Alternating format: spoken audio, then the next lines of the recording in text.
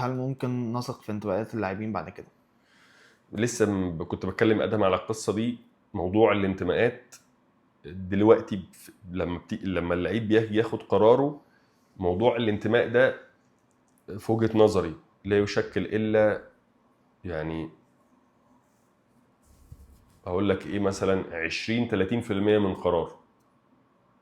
الباقي بيحسب حسابات عمليه جدا. انا الفرقه دي هاخد فيها فلوس قد ايه، الفرقه دي هلعب فيها ولا مش هلعب، الفرقه دي هتخليني ابقى موجود في منتخب مصر، الفرقه دي هتزود نجوميتي وشعبيتي. بيحسبها حسبه براجماتيه بحته، حسبه عمليه.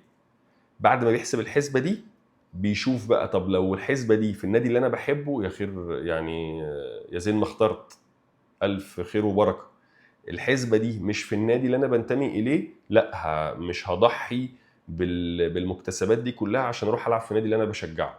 ده في وجهه نظري الشخصيه الغالبيه العظمى من لعيبه الكوره.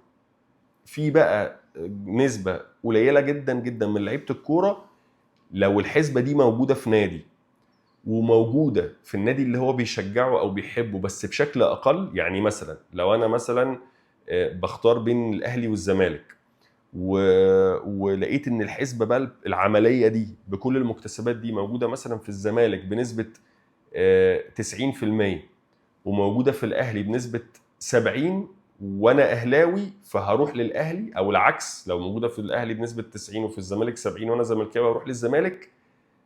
اللعيبه اللي بتفكر بالشكل ده وبتغلب الانتماء على المصلحه، انا في وجهه نظري لا تتعدى 1 أو 2% من اللعيبه اللي موجوده في مصر، بالكتير قوي 5%.